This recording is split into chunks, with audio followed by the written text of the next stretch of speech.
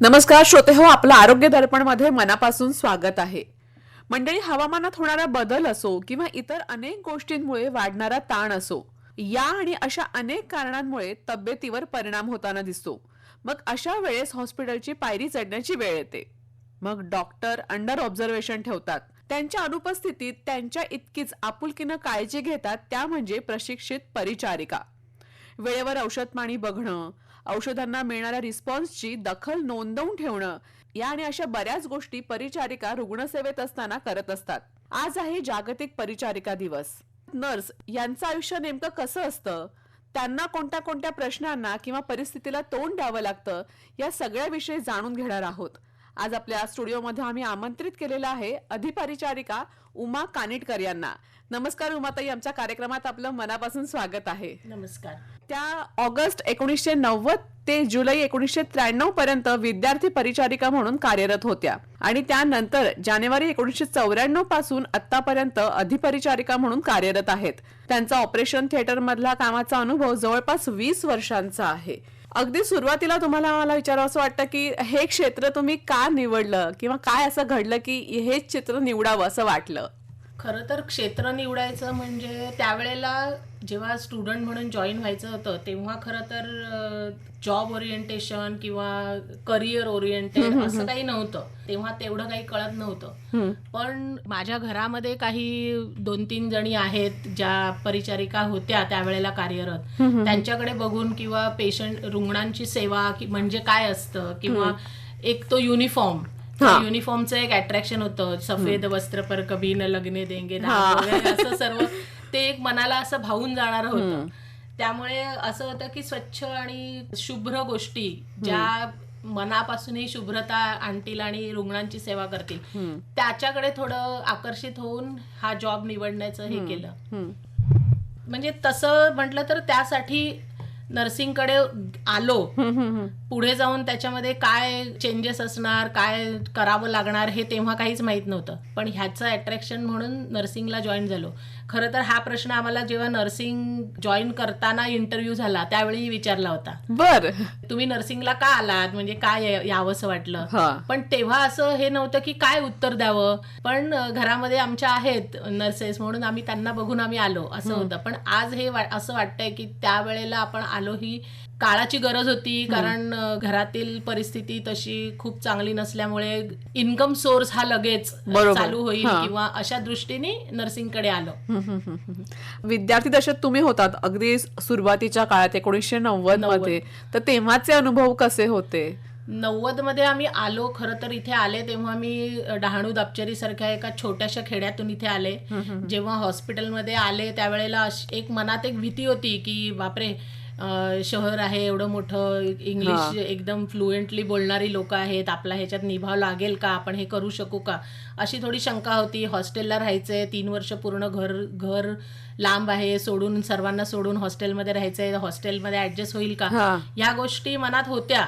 पण ठीक आहे की जॉईन झालो त्याच्यानंतर सर्व हळूहळू ते सुधारत गेलं. आणि जेव्हा स्टाफ म्हणून नर्सिंग ट्रेनिंग पूर्ण झालं आणि स्टाफ म्हणून जॉईन झालं तेव्हा मात्र असं वाटलं की आता जबाबदारी आहे, की आता आपल्याला जबाबदारीने काम करायचंय. स्टुडंट होतो तेव्हा आपल्याला सिनियर कोणीतरी पाठीशी घालणारे होते, शिक्षक होते की जे आपल्याला शिकवतील आणि चुका आपल्या माफ होतील. पण आता होणार नाहीये की आता आपण जे करायचंय ते मनापासून आणि जबाबदारीने करायचंय, याची जाणीव मात्र तेव्हा झाली. इथे जबाबदारी एक वाढली म्हणजे वाढली आणि ती जाणीव खरं झाली की आता आपण ऍज अ स्टाफ म्हणून जॉईन होतोय तर मग ही जबाबदारी आहे आपली की आपले रुग्ण हे आपली जबाबदारी आहे आणि त्यांची सेवा करणं हेच आपलं कर्तव्य आहे, त्या दृष्टीने ते करायचंय, ही जाणीव तेव्हा झाली. अरे वा. जेव्हा परिचारिका म्हणून तुम्ही हॉस्पिटलमध्ये, सायन हॉस्पिटलमध्ये तुम्ही रुजू झालात, तो पहिला दिवस तुम्हाला आठवतोय का आज? हो, आठवतो. तेव्हा पहिला दिवस आठवतो. तेव्हा असं होतं की आपल्या युनिफॉर्म चेंज झाले, विद्यार्थी दशेचे युनिफॉर्म वेगळे होते. आता एक बॅच मिळाला, त्या बॅचचं एक अट्रॅक्शन होतं की आज आम्ही परिचारिका म्हणून जॉईन झालो किंवा एक म्हणजे ती एक वेगळीच भावना होती किंवा एक कर्तव्याची जाणीव झाली. त्यामुळे ते आपण काहीतरी पुढे पाऊल टाकतोय आणि ते कर्तव्य आपल्याला पार पाडायचंय ह्याची जाणीव नक्कीच झाली. वा, क्या बात आहे. आणि आज जवळपास 30-32 वर्ष तुम्ही या क्षेत्रामध्ये कार्यरत आहात. या 30-32 वर्षांमध्ये कोणकोणते बदल तुम्हाला अनुभवायला मिळाले, पाहायला मिळाले? म्हणजे आपण बघतोय की मेडिकल सायन्स हळूहळू पुढे जात चाललंय, म्हणजे जे 5 वर्षात होत नव्हतं ते आता आपण होताना बघतोय. हा तुमचा अनुभव तर खरंच खूप मोठा आहे, तर काय सांगाल? 30-32 वर्षाच्या काळामध्ये खूप गोष्टी बदलल्या. हा, म्हणजे जसं मेडिकल सायन्स पुढे गेलं त्याच्यामध्ये जशा सोयी सुविधा आणि उपचारांच्या पद्धती वाढल्या तसेच आजारही वाढलेले दिसतात, की नवीन नवीन आव्हानं आलेली दिसतात, की जेव्हा मेडिसिन याच्यामध्ये त्वरित डायग्नोज करण्याची यंत्रणाच आली किंवा पूर्वी मॅन्युअली चार्टिंग आणि ची जागा इलेक्ट्रिक हेल्थ रेकॉर्ड्सनी घेतली. मॅन्युअल बीपी ॲपरेटसची जागा मोठमोठ्या व्हेंटिलेटर्स आणि लहान मुलांसाठीचे इन्क्युबेटर्स किंवा मॉनिटर्स ज्याच्यावरती तुम्ही पेशंटचं सर्व काही एका मॉनिटरवर तुम्ही सर्व गोष्टी एका वेळी बघू शकता, मॉनिटर करू शकता, लक्ष ठेवू शकता. या कितीतरी गोष्टी बदलल्या. तसं प्रगत तंत्रज्ञानामुळे ऑपरेशन्स कमी वेळामध्ये अतिशय अचूक ह्यांनी ऑपरेशन्स करता लॅप्रोस्कोपी सारख्या गोष्टी आल्या, रोबोटिक सर्जरीज चालू झाल्या. त्यामुळे मॅन्युअली गोष्टींचा जो वर्कलोड होता तो हळूहळू कमी होताना दिसतो. दुसरी गोष्ट की जनरल नर्सिंग करण्यावर इतकी वर्ष फक्त भर होता, आता ऑन्कॉलॉजी, क्रिटिकल केअर किंवा स्पेशलायझेशन इन ऑपरेशन थिएटर्स किंवा निओनेटॉलॉजी यासारखी स्पेशलायझेशन नर्सिंगमध्ये सुद्धा आली आणि तीही लोक करण्यासाठी आता प्रवृत्त झाली आहेत किंवा त्याकडे लोकांचा कल आहे की आपल्याला हे स्पेशलायझेशन करायचंय. किंवा नर्सिंगमध्ये डिझास्टर मॅनेजमेंट म्हणजे हॉस्पिटलमध्ये सुद्धा आता काही गोष्टी जर का अंमलात आणायच्या त्याच्यात सुद्धा नर्सिंगच्या लोकांचा विचार घेतला जातो. इथपर्यंत गोष्टी बदलल्या. किंवा ते जरी झालं तरी सुद्धा आता दुसऱ्या गोष्टी अशाही आहेत की NABH आणि JIC सारखी हे आली, मानांकनं मिळायची आहेत, हॉस्पिटलला मिळाली पाहिजे. त्यामुळे रुग्णसेवेच्या सुरक्षा आणि कामाच्या प्रोटोकॉल्समध्ये बदल झाले. त्यामुळे रुग्णांची सेवा अतिशय चांगल्या पद्धतीने किंवा सुसूत्रता त्याच्यामध्ये आली. दुसरी गोष्ट, ह्या गोष्टी जशा चांगल्या आहेत तशा बदलणाऱ्या अजून गोष्टी म्हणजे की तरुणांमधले वाढते आजार, जे मानसिक आजार वाढले, वृद्धापकाळातले आजार वाढलेले दिसतात. जसं कॅन्सर सारखे दुर्धर आजार खूप प्रमाणात वाढले. म्हणजे खूप गोष्टी जितक्या चांगल्या जशा झाल्या तशा हेही झाल्या. आजाराचं प्रमाण वाढलं. कारण त्याच्यामध्ये कसं आहे की ह्या गोष्टींमुळे असं आहे की बैठे जॉब झाले लोकांचे किंवा हालचाली कमी झाल्या, व्यायामाचं किंवा हे करणं कमी झालं, खाण्यापिण्याच्या हे बदलल्या. त्यामुळे आजाराचं प्रमाण जितकं वाढलं, जितके मेडिसिन आणि हे, त्यामुळे अजून दुसरी गोष्ट अशी झाली की छोट्या छोट्या गोष्टींसाठी लोक मेडिसिन स्वतःच्या मनाने घ्यायला लागली, गुगलवर सर्च करून घ्यायला लागले. त्यामुळे त्याचे दुष्परिणामही त्याचे तितकेच दिसतात. तर ह्या सगळ्या गोष्टी या 30-32 वर्षात खूप प्रमाणात बदललेल्या दिसल्या. म्हणजे ज्या आम्ही जॉईन झालो तेव्हा त्याच्यापेक्षा आता कितीतरी गोष्टी खूप चांगल्याही झाल्या आणि खूप त्याचे दुष्परिणामही त्याच पद्धतीने दिसतात. बरोबर. तुमचा ऑपरेशन थिएटर मधला जो अनुभव आहे तो जवळपास 20 वर्षांचा आहे, तर त्याविषयी जरा सांगा ना आम्हाला. तिथलं वातावरण एकंदर किंवा तुमच्या शिफ्ट ड्युटी असतात तिकडच्या. ऑपरेशन थिएटरमध्ये काम करताना पहिली गोष्ट अशी आहे की तुम्ही सतर्क असायला पाहिजे आणि तुम्ही कॉन्फिडंट असायला पाहिजे. कारण कुठल्याही प्रकारची सर्जरी जेव्हा आपण तिथे जातो तेव्हा त्याला लागणारी साहित्य सामग्री किंवा स्टरलायझेशन, कारण आपण ऑपरेशन थिएटर हे पूर्णतः निर्जंतुक असणं गरजेचं असतं. त्यामुळे त्याच्या स्टरलायझेशनकडे जितकं चांगलं लक्ष दिलं जाईल तितका पेशंटचा आउटपुट चांगला मिळतो. कारण जंतू आणि ह्याच्यामध्ये काही असेल तर ते तुम्ही ओपन थिएटरमध्ये त्यांनी इन्फेक्शन किंवा हे तर ते कंट्रोल करणं जास्त महत्वाचं असतं. त्यामुळे त्याच्याकडे लक्ष द्यायला लागतं. दुसरी गोष्ट सतर्क असायला पाहिजे. कारण ऑपरेशन जेव्हा चालू असतं तेव्हा त्यावेळी त्याच्या व्यवस्थित साधन सामुग्री जर तुमच्याकडे माहिती नसेल किंवा अवेलेबल नसेल तर त्या गोष्टी शोधेपर्यंत किंवा हे करेपर्यंत पेशंटच्या ॲनेस्थेशियाची वेळ वाढू शकते. म्हणजे तुम्ही सतर्क असायला पाहिजे. तुम्ही घेतलेला काउंट, इन्स्ट्रुमेंट म्हणा किंवा त्याच्यासाठी लागणारे स्पंजेस, ह्याचा काउंट तुम्हाला व्यवस्थित ठेवता आला पाहिजे. त्या सर्जरीबद्दल तुम्हाला माहिती असायला पाहिजे. पेशंट तोच जो पेशंट घेतलाय, एकाच नावाचे अनेक पेशंट रुग्णालयात असतात, तर तोच पेशंट तुम्ही बरोबर घेताय की नाही ही खातरजमा करण्याची सवय हाताला असायला पाहिजे. की पेशंट आलाय त्याचं पूर्ण नाव तोच आहे का, त्याची साईड जे ऑपरेट करायची ती साईड बरोबर आहे का, हेही बघणं तितकंच महत्वाचं असतं. त्यामुळे ऑपरेशन थिएटरमध्ये काम करणं आणि आयसीयू आणि जनरल वॉर्डमध्ये काम करणं ह्याच्यात खूप फरक आहे. बरोबर की म्हणजे ऑपरेशन थिएटरचं हे खूपच वेगळंच असतं की ज्या ह्याच्यामध्ये तुम्ही खूप वेगळ्या गोष्टी करता, की असिस्ट करणं, त्याबद्दलची माहिती असणं. त्याच्यानंतर दुसरी गोष्ट अशी की पोस्ट ऑप पण पेशंट आपण जाऊन की ऑपरेशन झालं बाहेर आला म्हणजे आपली जबाबदारी संपली नाही, त्याचं जे काही पार्ट रिमूव्ह केले जातात किंवा ज्याची नोंद ठेवणं व्यवस्थित किंवा त्याचे हिस्टोपॅथ गेले की नाही, सॅम्पल्स बरोबर गेले की नाही, ही तितकीच जबाबदारी. कारण त्या सॅम्पल्सच्या रिपोर्टवरती त्या पेशंटची ट्रीटमेंट अवलंबून असते. की तुम्ही ऑपरेट केलं आणि सोडून दिलं जाऊ दे सॅम्पल असं नाही चालत. तर ते जास्त त्या गोष्टी खूप जागरूकतेने आणि जबाबदारीने पार पाडाव्या लागतात. नक्कीच. आणि या ऑपरेशन थिएटर इतकं जबाबदारीचं ते म्हणजे आयसीयू वॉर्ड. हो, आयसीयू मध्ये तुम्हाला जास्त सतर्क राहावं लागतं कारण तुमचा डायरेक्ट पेशंटशी संबंध येतो.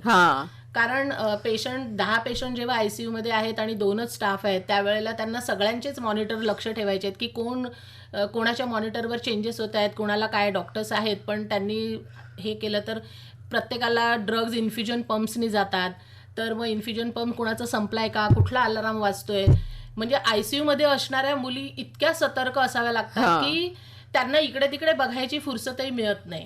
आणि ते सतर्कता त्यांची असावीच लागते, तरच तुम्ही आयसीयू मध्ये सुसूत्रता ठेवून आणि व्यवस्थित सर्वांकडे, की एकाच पेशंटकडे तुम्ही कॉन्सन्ट्रेट केलं म्हणून बाकीचे दुर्लक्षित होतील असं नाही चालणार. जीवाशी प्रत्येक आपण एका जीवाशी खेळ खेळतो, तर ते अगदी खरंय तुम्ही म्हणताय ते. आणि याबरोबर आहे महत्वाचं तो म्हणजे जनरल वॉर्ड. त्याबद्दल काय सांगाल? इथे खूप प्रमाणात असतात कारण जनरल वॉर्ड मधली गोष्ट अजून वेगळी. कारण जनरल वॉर्ड मध्ये येणारे पेशंट, त्याबरोबरच सरकारी हॉस्पिटल असल्यामुळे त्याच्याबरोबर येणारे नातेवाईकांची संख्याही जास्त असते. मग तुम्हाला त्यांनाही कंट्रोल करायचं असतं. येणाऱ्या रुग्णांची संख्या जास्त असल्यामुळे तुम्हाला ते वर्गीकरण करता आलं पाहिजे की कुणाला आधी ट्रीटमेंटची गरज आहे आणि ज्याला पहिली ट्रीटमेंटची गरज आहे त्याच्याबरोबर तुम्ही आधी हे केलं तरी सुद्धा दुसऱ्या पेशंटला असं नको वाटायला की त्याच्याकडे लक्ष देत आहेत आणि आम्ही दुर्लक्षित होतोय. तर ती क्वालिटी तुमच्यामध्ये ऍज अ नर्स असायला पाहिजे की येणाऱ्या नातेवाईकांना सुद्धा तुम्ही व्यवस्थित.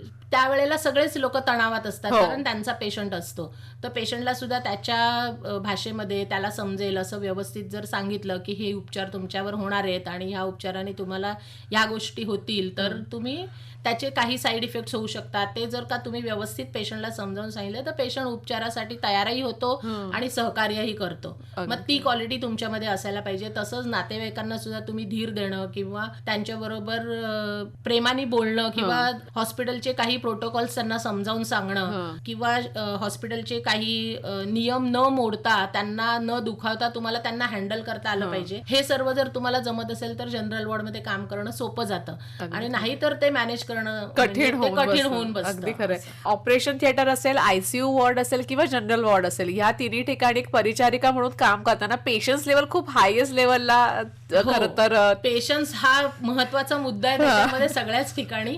कारण जनरल वॉर्डमध्ये तो जास्त जाणवतो. कारण आयसीयू मध्ये कसं होतं की पेशंट बरोबरच आपल्याला फक्त डील डायरेक्टली रिलेटिव्ह बरोबर डील नसतं करायचं, पण जनरल वॉर्डमध्ये तुम्ही पेशंट पण आहे आणि बाजूला रिलेटिव्ह पण आहे. त्यामुळे ते हे करणं खूपच कठीण असतं आणि त्याच्यासाठी तुम्हाला पेशन्स आणि पेशंटला समजून घेणं किंवा त्याला समजावणं ह्या दोन्ही कला अवगत असायला हव्या. खरं, अगदी प्रेमानं त्यांना हाताळावं लागतं त्यांचं. कारण प्रत्येक पेशंट हा भावनिक दृष्ट्या, सामाजिक दृष्ट्या किंवा आर्थिक दृष्ट्या सर्व पेशंट भिन्न असतात. त्यामुळे त्यांना कुठल्या पद्धतीने हे करायचं ती त्यांची हिस्ट्री घ्या किंवा त्यांच्याकडून ती माहिती काढून घ्या, पण ती कशा पद्धतीने घ्यायची तेही कळलं तर ते पेशंट आपल्याशी बोलू शकतात किंवा बोलतात. बरोबर. तर ते केलं की सुरळीत काम करता येतं. नाही तर आणि ही नॅक आय थिंक अनुभवातूनच ती मिळते. त्यामुळे आपण जितकं पेशंट बरोबर बोलत राहू किंवा त्यांची माहिती काढण्याची एक कला असते की आपण असं प्रश्न जर पेशंट विचारले काय तुमचं आर्थिक हे किती आहे, तर असं कोणी सांगणार नाहीये, पण ते कसं त्यांची माहिती कशी गोळा करायची ही एक तुम्हाला अनुभवातूनच येणारी गोष्ट आहे. बरोबर आहे. मंडळी, आज जागतिक परिचारिका दिन आहे आणि सायन हॉस्पिटलमध्ये कार्यरत असणाऱ्या अधिपरिचारिका उमा कानिटकर यांना आज आपण आमंत्रित आमंत्रित केलेलं आहे. तर आज जागतिक परिचारिका दिन आहे आणि दरवर्षी याची काही ना काहीतरी खास थीम असते. तर काय आहे ही थीम आणि त्याबद्दल काय सांगाल? जागतिक परिचारिका दिन हा आधुनिक शुश्रूषा शास्त्राच्या जनक मानल्या जाणाऱ्या फ्लॉरेन्स नाइटिंगेल यांचा जन्मदिवस म्हणून मानला जातो. 12 मे 1820 रोजी त्यांचा जन्म झाला. त्यांच्या आठवणीत आणि त्यांनी केलेल्या रुग्णसेवेच्या सन्मानार्थ हा दिवस जागतिक परिचारिका दिन म्हणून साजरा केला जातो. इंटरनॅशनल नर्सिंग काउन्सिलनी 1965 पासूनच हा दिवस साजरा करायला सुरुवात केली, पण ऑफिशियल 1974 मध्ये 12 मे हा दिवस परिचारिका दिन म्हणून डिक्लेअर करण्यात आला. बर. तर त्याचं ह्या वर्षीचं प्रत्येक वर्षी त्याची काहीतरी थीम असते. ह्या वर्षीची थीम आहे our nurses our future, empowered nurses saved lives. हो. आणि खरं तर अशीच परिस्थिती तुम्हाला परिस्थितीला तोंड द्यावं लागतं, मग ते नैसर्गिक आपत्ती असेल किंवा इतरही वेळेस तुम्हाला. हो. तर काय सांगाल, तुम्हाला असा कधी अनुभव आला होता का? आम्हाला अनुभव म्हणजे मला स्टुडंट लाईफमध्ये मी 3rd इयर स्टुडंट असतानाच आठवतं की आम्ही नैसर्गिक आपत्ती असं नाही म्हणता येणार, पण बाहेर काही राईड्स झाले आणि बाहेरचं येणारी लोक किंवा स्टाफ येणारे सर्व बंद झाले. त्यामुळे आम्ही रुग्णालयात 3rd इयर असल्यामुळे आम्ही सिनियर म्हणून पूर्ण हॉस्पिटलची जबाबदारी ऍज अ सिनियर म्हणून आमच्यावरती आली, किंवा आम्हाला ते प्रत्येक डिपार्टमेंटमध्ये आमच्याबरोबर ज्युनियर 2-2 देऊन वॉर्ड मॅनेज करायला सांगण्यात आलं. कारण तेव्हा बाहेरून येण्यासारखी कर्फ्यू होते, बाहेरून येण्यासारखी परिस्थिती नव्हती. असं बरेच वेळा होतं. त्यावेळेची परिस्थिती तरी सुद्धा आता असंही होतं की पावसामुळे बऱ्याच ठिकाणी पाणी जमलं, ट्रेन बंद झाल्या आणि बाहेरून येणाऱ्या स्टाफ्स येऊ शकत नाही. मग ज्या आतमध्ये आहेत डबल ड्युट्या करतायत त्यांच्याबरोबर असेल त्या परिस्थितीमध्ये असेल तितक्या स्टाफमध्ये ते करावंच लागतं. म्हणजे असं नाही की आम्ही म्हणू शकत की नाही आम्हाला स्टाफ नाहीये तर आम्ही मॅनेज कसं करणार. तर त्यामुळे ती हे स्टुडंट लाईफ पासूनच आम्हाला सुरुवात होते, सवय होते की आपल्याला हे करायचंय आणि ते केलं पण जातं. की खरं तर ते असं एक स्टुडंट लाईफ मध्ये असं होतं की आपल्यावरती जबाबदारी म्हणजे असं वाटतं की आपण शिकलो म्हणजे आपल्याला काहीतरी नवीन शिकायला मिळतं किंवा नवीन जबाबदारी पेलण्याची ताकद होते किंवा एक सवय होते की जी आम्हाला पुढे जाऊन त्याचे खूप फायदे झाले. आणि मोठ्या सरकारी रुग्णालयात असल्यामुळे त्या गोष्टी वारंवार घडतात किंवा मोठे ऍक्सिडेंट, एखाद्या ठिकाणी आग लागली, एकत्र येणारे पेशंट, मास कॅज्युअल्टीज हे हँडल करण्याची कुठल्याही परिस्थितीमध्ये ते रुग्ण हँडल करण्याची एक सवय किंवा क्षमता वाढली असं म्हटलं तरी चालेल. बरं.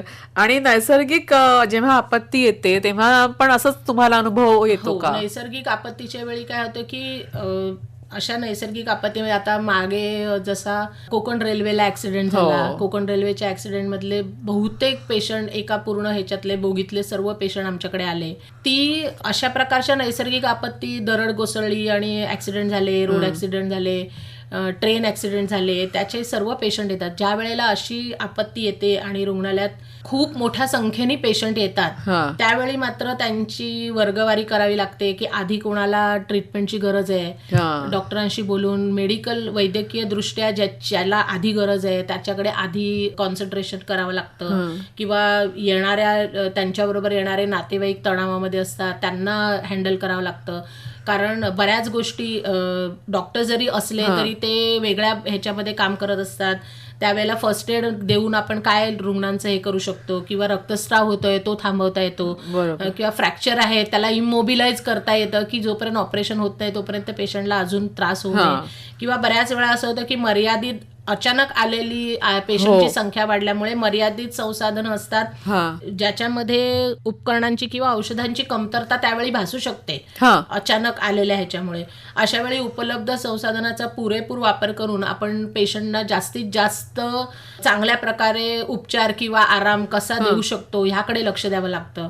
आणि अशा गोष्टी सरकारी रुग्णालयामध्ये होतात, त्याची तीव्रता बघावी लागते पेशंटची, त्यांचे भाषिक अडथळे, कुठल्याही याच्यातून लोक आलेली असतात, भाषिक अडथळे दूर करा, त्यांना समजावून घ्या किंवा समजावून सांगा. आपण त्यांना समजून घेतोय ही भावना जेव्हा त्यांच्या मनात निर्माण होते त्यावेळेला ते कामामध्ये शांततेने आपल्याला काम करता येतं किंवा पेशंट उपचारासाठी तयार होतात.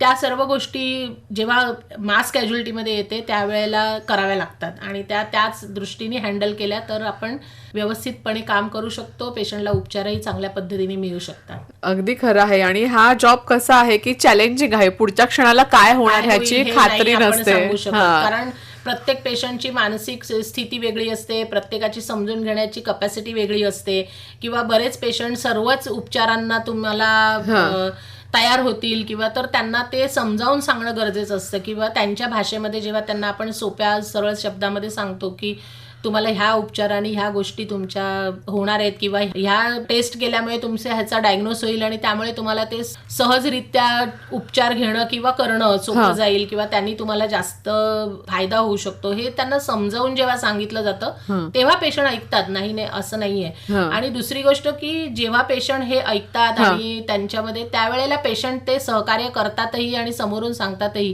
की हो, आम्ही तुमच्या केलेल्या ह्याच्याबद्दल समाधानी आहोत, किंवा आम्हाला तुम्ही खूप चांगल्या पद्धतीने गायडन्स दिला, किंवा आम्ही तुमचं ऐकल्यामुळे आज आमची प्रकृती सुधारली, हे सांगणारेही पेशंट असतात.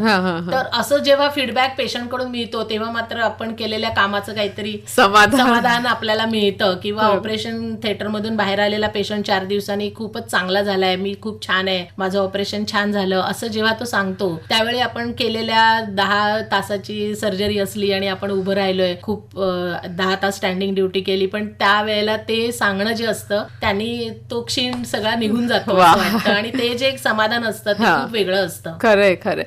हे सगळं करत असताना शिफ्ट ड्युटीज तुम्हाला कराव्या लागतात, आणि हे करताना म्हणजे फक्त हॉस्पिटल पुरतं ते मर्यादित नसतं, ते घरच्यांना सुद्धा तुम्हाला सांभाळून घ्यावं लागतं, आणि तेही तुम्हाला सांभाळून घेणार हे असणं खूप गरजेचं आहे. त्यामुळे कसं आहे की जेव्हा आम्ही नर्सिंग प्रोफेशन स्वीकारलंय, हे घरच्यांशी व्यवस्थित बोला, त्यांचं आपल्या कामाच्या वेळांप्रमाणे कुटुंबाचंही एक नियोजन केलं की बाबा आमची ह्या वेळेला ही ड्युटी आहे, ह्या वेळेला ही, तर आम्हाला ह्या वेळेला आम्ही घरात नसणार, तर ह्या वेळेला हे काम तुम्ही बघा, आम्ही जेव्हा परत येऊ तेव्हा आम्ही, असं जेव्हा तुम्ही नियोजनबद्ध व्यवस्थित हे करता तेव्हा घरातली लोक सुद्धा तुम्हाला पाठिंबा देतात किंवा सहकार्य करतात.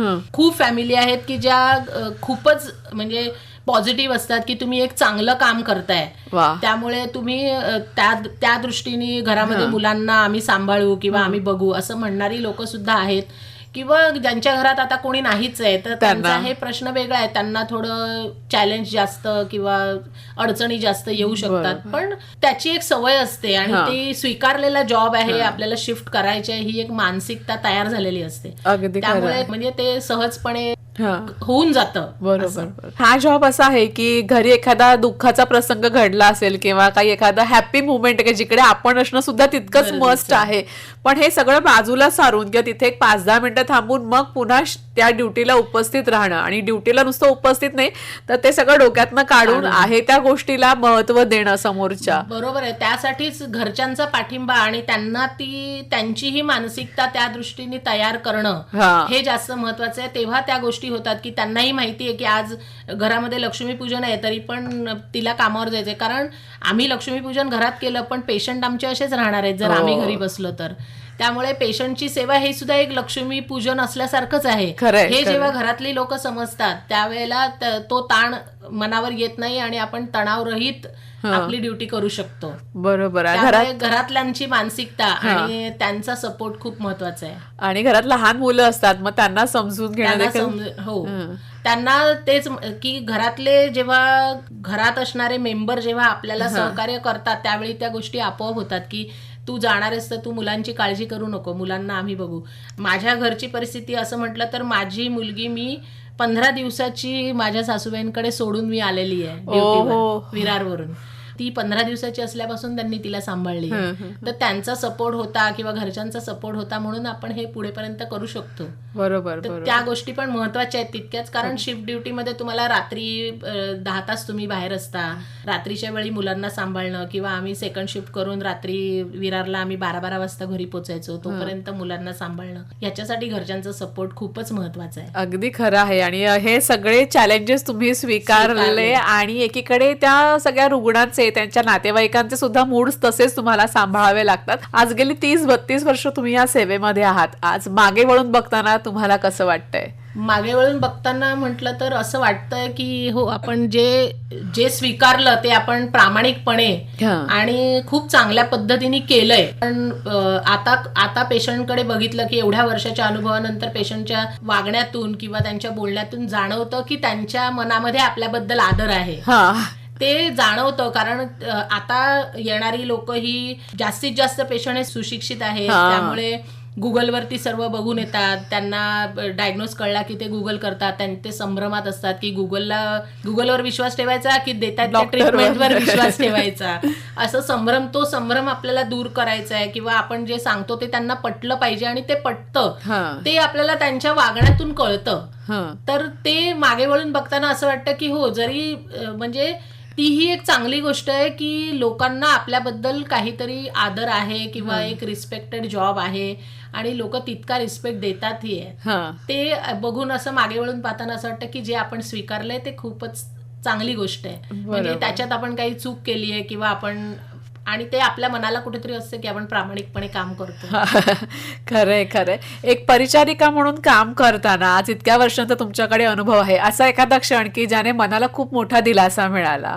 असं दिलासा मिळाला म्हटलं तर असं आहे की 32 वर्ष आम्ही ह्याच्यामध्ये, पण आता जेव्हा आपण ह्या परिस्थितीमधून लहान मुलांना घरी सोडलं, त्यांना कोणाच्याही जीवावर असं सोडून आलो, किंवा ज्यांच्या घरामध्ये कोणी सांभाळणारं नाही त्या बेबी सिटिंग मध्ये, पण आज इतक्या वर्षानंतर जेव्हा आपण मुलांकडे बघतो तेव्हा ते एक आहे की आपण इतक्या खडतर ह्याच्यातून ड्युट्या, अशा शिफ्ट ड्युट्या करून आणि हे करून तरी सुद्धा आपण मुलांना एक चांगलं वळण लावलं, चांगलं शिक्षण देऊ शकलो, ते आज त्यांच्या पायावर स्वतःच्या उभे आहेत. हाही एक आनंद वेगळा आहे की ते एक समाधान आहे की आपण आपल्या आयुष्यामध्ये काहीतरी अचीव केलं, की आपण स्वीकारलेला जॉबही आपण प्रामाणिकपणे केला आणि तितकीच घरची जबाबदारी पण प्रामाणिकपणे पाळली.